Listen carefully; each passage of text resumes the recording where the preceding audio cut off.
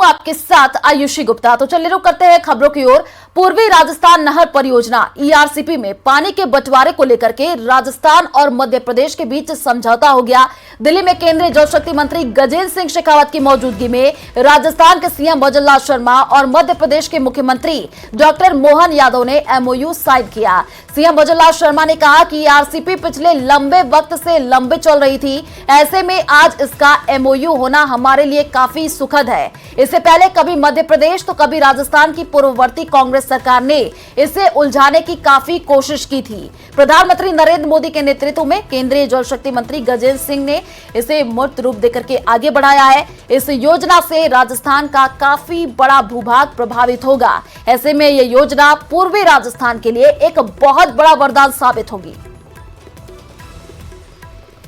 तो राजस्थान को सबसे बड़ी सौगात मिली है, ये बड़ी जानकारी आपको दे रहे हैं। आपको बता दें कि अब राजस्थान और एमपी का जो जल विवाद है वो पूरी तरीके से खत्म हो गया है और ईआरसीपी परियोजना को लेकर के एमओयू साइन हुआ है। केंद्रीय मंत्री गजेंद्र सिंह की अध्यक्षता में ये एमओयू साइन हुआ है, जिसमें सीएम भजन लाल शर्मा और एमपी सीएम मोहन यादव मौजूद रहे और हम आपको वो तस्वीरें भी टीवी स्क्रीन पर दिखा रहे हैं। उसके बाद से बीजेपी ऑफिस में जश्न का माहौल देखने को मिला है और ऐसी कई तस्वीरें निकल करके सामने आई जहां पर लोग पटाखे जलाते हुए नजर आए। लोगों में खुशी का माहौल देखा गया, क्योंकि ईआरसीपी की अगर हम बात करें तो देखिए पिछले लंबे समय से ये विवाद चल रहा था और लगातार पक्ष विपक्ष एक दूसरे पर इस मुद्दे को लेकर के हमलावर होते हुए नजर आए। लेकिन अब ईआरसीपी का जो मुद्दा है उसको लेकर के जो भी विवाद था अब खत्म हो चुका है और राजस्थान को यह बड़ी सौगात मिली है और राजस्थान एमपी का ये जो जल विवाद वो खत्म हो चुका है। ईआरसीपी परियोजना को लेकर के एमओयू साइन हुआ है और केंद्रीय मंत्री गजेंद्र सिंह की अध्यक्षता में एमओयू साइन हुआ है, जिसमें सीएम भजन लाल शर्मा,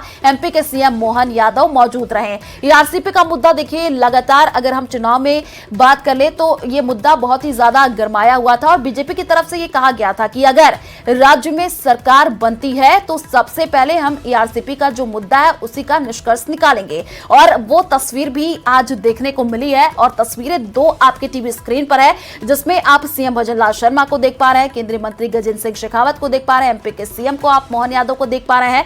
तो लगातार ये विवाद बना हुआ था लेकिन आज उसका निष्कर्ष निकला है और राजस्थान एमपी का जो जल विवाद है वो खत्म हुआ और राजस्थान को ये बड़ी सौगात मिली है और इससे देखिए अब जो 13 जिले हैं उनको भी फायदा मिलता हुआ नजर आएगा। वहां से भी तस्वीरें निकल करके सामने आई हैं, लोगों में काफी खुशी का माहौल है और 13 जिलों को अब फायदा होगा, ये सीएम की तरफ से कहा गया। और कुछ आपको बता दें कि भेद प्रदेशों के साथ जो थे वो भी दूर हो गए हैं, ये सीएम की तरफ से कहा गया। 20 साल से परियोजना ये अटकी हुई थी, सीएम भजन लाल शर्मा ने ये कहा है और केंद्र सरकार के उत्साह से जल विवाद खत्म। तो सीएम भजन लाल की ये तमाम बड़ी बातें हम आपको बता रहे हैं जो उनकी तरफ से कहा गया। चंबल क्षेत्र, मालवा, निमाड़ तक अब पानी मिलेगा, पर्यटन को भी अब फायदा होगा, ये सीएम ने कहा है।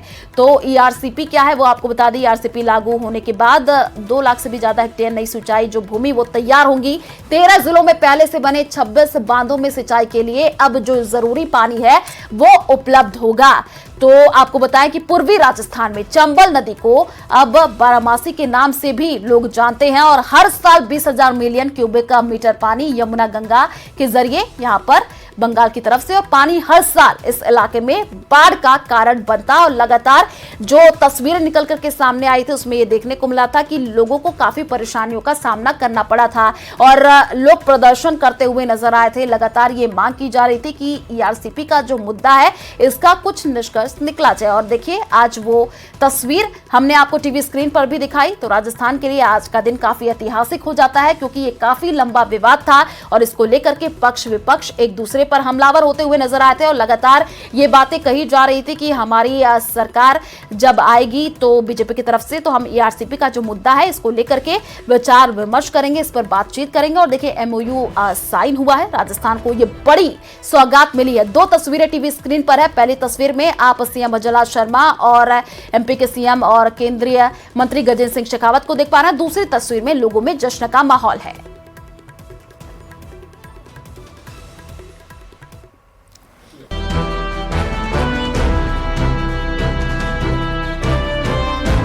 विधानसभा चुनाव से पहले बीजेपी ने जो वादा प्रदेश की जनता से किया उसे पूरा करने की दिशा में कदम उठा लिए गए हैं। ईआरसीपी पर लंबे समय से राजस्थान और एमपी सरकार के बीच पानी संकट को लेकर चल रही खींचतान अब खत्म हो गई है। केंद्रीय जल मंत्री गजेंद्र सिंह शेखावत की मौजूदगी में दोनों राज्यों के बीच एमओयू साइन हुआ है। उससे पहले एमपी के सीएम जयपुर पहुंचे और राजस्थान सीएम से बातचीत की, जिसके बाद दोनों सीएम दिल्ली गए और केंद्रीय जल शक्ति मंत्री गजेंद्र सिंह शेखावत की अध्यक्षता में एमओयू साइन किया गया। वहीं बीजेपी कार्यालय में भी जश्न मनाया जा रहा है। 2 महीने में ये काम पूरा इस तरह हुआ है। मैं माननीय पुनः प्रधानमंत्री जी को और जल शक्ति मंत्री जी को बधाई देता हूं। पूर्व प्रधानमंत्री अटल बिहारी वाजपेयी ने नदियों को जोड़ने का सपना देखा था, लेकिन विवाद के चलते इसे पूरा नहीं किया जा सका। आइए इन सब के बीच आपको बताते हैं कि दोनों राज्यों के बीच जल बंटवारा विवाद है क्या। चंबल नदी को लेकर एमपी और राजस्थान में विवाद था। बरसों पहले दोनों राज्यों के बीच पानी को लेकर समझौता हुआ, जिसके चलते चंबल नदी पर बने बांधों से दोनों राज्यों को 50-50% पानी मिलना था। मध्य प्रदेश चंबल संभाग में कोटा बैराज से मिलना था 3900 क्यूसेक पानी, राजस्थान केवल 2800 से 2900 क्यूसेक पानी दे पाया। मध्य प्रदेश की सख्त मांग के बावजूद उसे 3000 क्यूसेक पानी ही मिला। एमपी में पानी की समस्या के चलते चंबल संभाग में सिंचाई पर असर पड़ता रहा।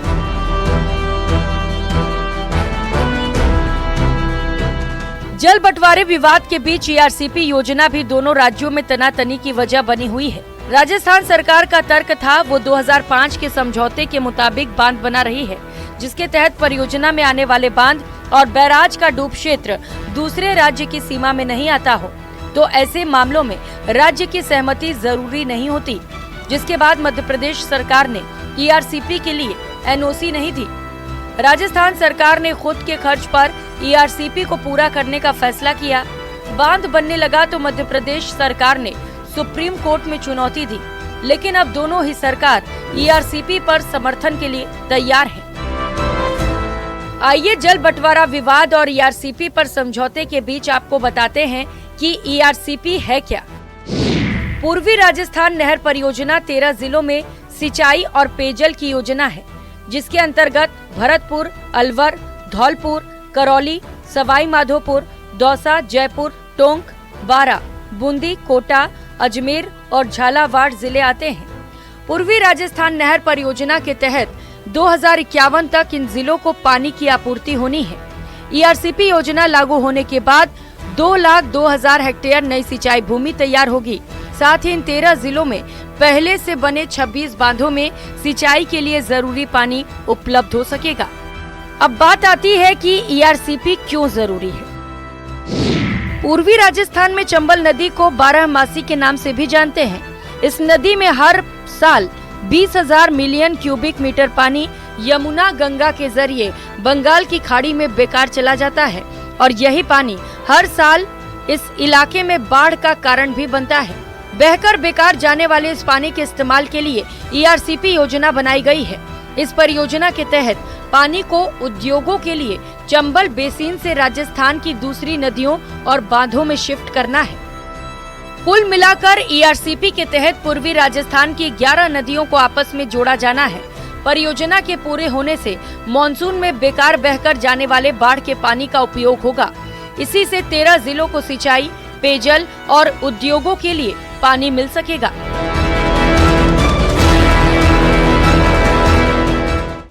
आज दोनों राज्यों ने भारत सरकार के साथ में समझौता पत्र पर हस्ताक्षर किया है और एक मार्ग जो है इस दिशा में, इस परियोजना के आगे बढ़ने की दिशा में प्रशस्त हुआ है। पिछले लंबे समय से ये लंबित था, लेकिन पिछली सरकार ने, विशेष रूप से राजस्थान की कांग्रेस सरकार ने जिस तरह से इसको राजनीतिक गोटी के रूप में इस्तेमाल करते हुए हठधर्मिता दिखाई थी। ये जो पाप उन्होंने सृजित किया था, उनके पाप का घड़ा तो फूटा, लेकिन दोनों राज्यों के सम्मानीय मुख्यमंत्रियों के सम्मिलित प्रयास से एक नए पुण्य का सृजन आज से प्रारंभ हुआ है, जो इन दोनों राज्यों के 26 जिले, 13 जिले दोनों तरफ और 2,80,000 हेक्टेयर राजस्थान की और 2,80,000 हेक्टेयर मध्य प्रदेश की, ऐसी कुल मिलाकर के 5,60,000 यानी 14 लाख एकड़ जमीन नई सिंचाई के तहत आएगी। राजनीतिक दृष्टिकोण के कारण से कांग्रेस की सरकारों ने जो अड़ंगे लगाए गए थे, मुझे इस बात की प्रसन्नता है कि आज हमने उसका सबका समाधान कर लिया और आने वाले लगभग 5 वर्ष से कम समय में ये योजना फलीभूत होगी। अभी तो 75,000 करोड़ की ये योजना है। उम्मीद कर रहे हैं कि भले मंत्री जी ने कहा है कि 1 लाख करोड़ भी लगेगा तो सरकार पीछे नहीं रहेगी। ये योजना का लाभ सबको निश्चित मिलने वाला है। पूर्वी राजस्थान था जो पानी के लिए जाना चाहता था, वो आज पानी के लिए परेशान है।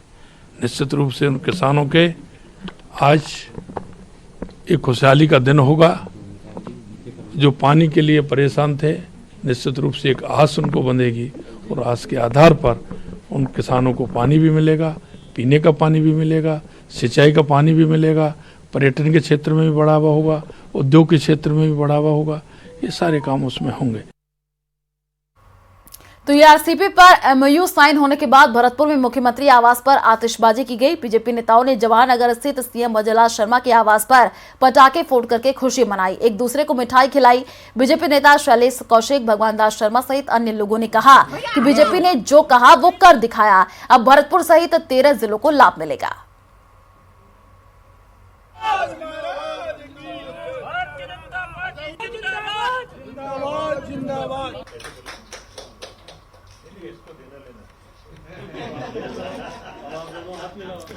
तो सीएम आवास पर आतिशबाजी भी की गई, एक दूसरे को मिठाई खिलाई गई और तस्वीरें भी हम आपको टीवी स्क्रीन पर दिखा रहे हैं। भरतपुर सहित 13 जिलों को लाभ मिलेगा, उसको लेकर के लोगों में काफी उत्साह। सीएम आवास पर पटाखे फोड़ करके लोगों ने खुशी मनाई है। ये तस्वीर देखिए हम आपको टीवी स्क्रीन पर दिखा रहे हैं, जिसमें एक दूसरे को लोग मिठाई खिलाते हुए नजर आ रहे हैं, खुशियां बांटते हुए नजर आ रहे हैं, क्योंकि अब भरतपुर सहित 13 जिलों को इससे लाभ मिलेगा। तो सीएम आवास पर पटाखे फोड़ करके लोगों ने खुशी मनाई। सीएम आवास पर आतिशबाजी भी की गई।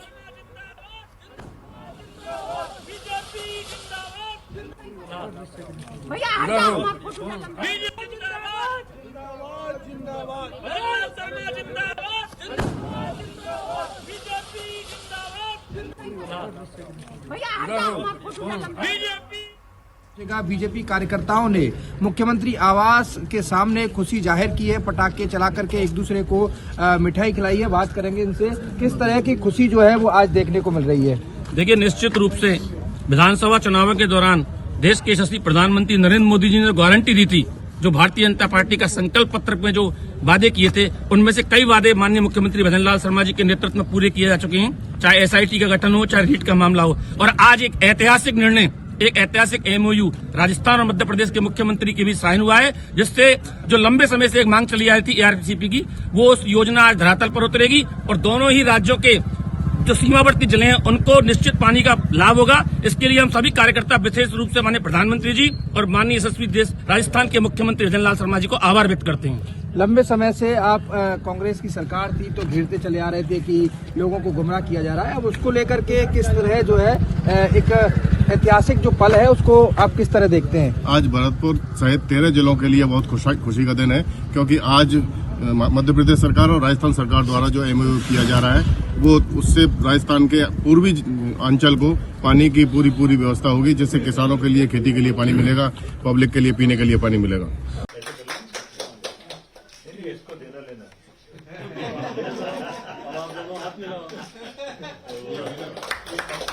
तो अब देखिए भरतपुर सहित 13 जिलों को इससे लाभ मिलेगा। सीएम आवास पर पटाखे फोड़े गए और एमओयू साइन होने के बाद देखिए लोगों में कितना खुशी का माहौल है। एक दूसरे को मिठाई खिला करके लोगों ने खुशी बांटी है। और पहली तस्वीर है जिसमें आप सीएम भजनलाल शर्मा को देख पा रहे हैं और साथ ही साथ केंद्रीय मंत्री गजेंद्र सिंह शेखावत और एमपी के सीएम को भी आप देख पा रहे हैं।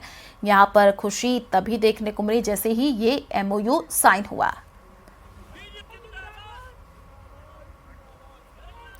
तो वहीं ईआरसीपी को लेकर के एमओयू साइन होने के बाद जयपुर में बीजेपी मुख्यालय पर जश्न मनाया गया। बीजेपी के कार्यकर्ताओं ने जमकर के आतिशबाजी की। इस दौरान कार्यकर्ताओं ने एक दूसरे को मिठाई भी खिलाई। तो कार्यकर्ताओं को यहां पर मिठाई बांटी गई है। 2 तस्वीरें हैं बीजेपी मुख्यालय में, देखिए कैसे जश्न का माहौल देखने को मिल रहा है और समझौते की खुशी में आतिशबाजी भी की गई और सीएम आवास पर भी लोग पहुंचे, वहां पर पटाखे फोड़ते हुए नजर आए, साथ ही साथ एक दूसरे को बधाइयां देते हुए भी नजर आए। और 2 तस्वीरें टीवी स्क्रीन पर हैं आपके, देखिए पहली तस्वीर जिसमें देखिए बीजेपी मुख्यालय में भी यहाँ पर काफी खुशी का माहौल देखने को मिला है और जो दूसरी तस्वीर है उसमें काफी लोग आपको नजर आ रहे हैं जो कि जश्न मनाते हुए नजर आए, पटाखे फोड़ते हुए नजर नजर आए और समझौते की खुशी में आतिशबाजी भी की गई। तो कार्यकर्ताओं ने एक दूसरे को मिठाई खिला करके खुशी बांटी।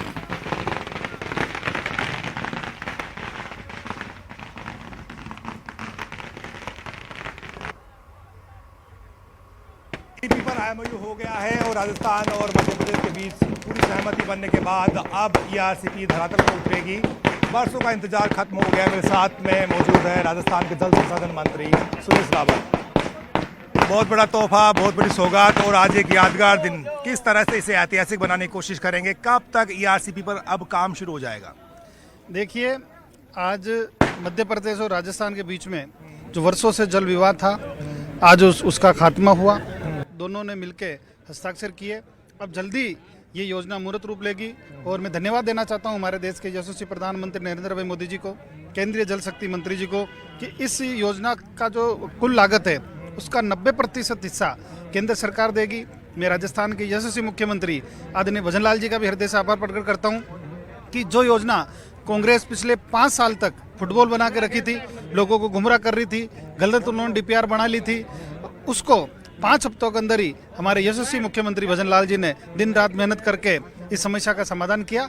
निश्चित रूप से राजस्थान के लिए एक जीवनदायिनी होगी और 13 जिलों के अंदर पीने की समस्या तो समाप्त होगी, इसके अलावा भी 2,80,000 हेक्टेयर से अधिक भूमि संचित होगी। और मैं आपको विश्वास दिलाता हूँ कि और दावे के साथ कह सकता हूँ कि जितना लाभ जब कांग्रेस सरकार की DPR में लोगों को मिल रहा था, कई गुना लाभ इस बार जो हम DPR बना रहे हैं उससे जनता को मिलेगा। ERCP पर तमाम अड़चनें दूर हो गई है। राजस्थान और मध्य प्रदेश के बीच में MOU हो गया है। मेरे साथ में मौजूद है PhD मंत्री कन्हैया चौधरी। चौधरी साहब, कितनी पानी की किल्लत दूर हो जाएगी अगर ERCP धरातल पर उतर जाती है? अब तो देखो, ERCP धरातल उतर जाएगी नहीं, उतर चुकी है। MOU साइन हो चुका है। देश के प्रधानमंत्री मोदी जी ने जो गारंटी दी थी वो गारंटी हमारी पूरी होने पे चालू हो चुकी है। सबसे बड़ा तो मैं धन्यवाद देना चाहता हूँ इस योजना के। इन्होंने जो प्रावधान रखा, पहले 50% का था, अब इन्होंने इसमें 90% फंड केंद्र सरकार देगी।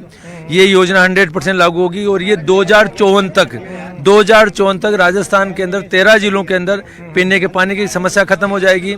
हमारे यहाँ जो भी उद्योग लगेंगे, उनके उद्योग में जो भी पानी की डिमांड होगी वो पूरी होगी। और विशेषकर मैं जो जहाँ पे आता हूँ, मेरे मालपुरा क्षेत्र के जितने भी पुराने बांध थे जो एक तरह से मृत प्राय हो चुके थे, नहीं पानी नहीं आने की वजह से, वो सारे जिंदे हो जाएंगे। शायद हो सकता है कि आपका बांध भी इधर भी छापरवाड़ा हो सकता है कि आपके आसपास कहीं ना कहीं आता है, वो भी पूरा जिंदा हो जाएगा। मासी जिंदा हो जाएगी। सवाई माधोपुर में जो पानी के लिए वो भी पूरी हो जाएगी। तो पीने के पानी के साथ साथ कुछ जिलों के अंदर जहाँ पे सिंचाई के लिए पानी की जरूरत है वो भी पूरी होगी। ये बहुत बड़ा उपलब्धि है हमारे राजस्थान की जनता के लिए। तो नीतीश कुमार 9वीं बार बिहार में मुख्यमंत्री पद की शपथ ले चुके हैं और ऐसा करने वाले वो देश के इकलौते नेता बन चुके हैं। दरअसल नीतीश की नई सरकार उस वक्त बनी है जब देश में लोकसभा चुनाव की सरगर्मियां तेज है। ऐसे में बिहार में जातिगत राजनीति को साधने के लिए बीजेपी ने भी अपनी खोई जमीन तैयार कर ली है। देखिए रिपोर्ट।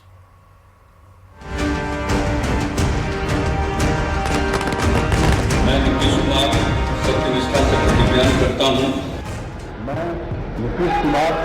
9वीं बार नीतीश कुमार प्रतिज्ञा करता हूं कि मैं विधि द्वारा स्थापित भारत के संविधान के प्रति।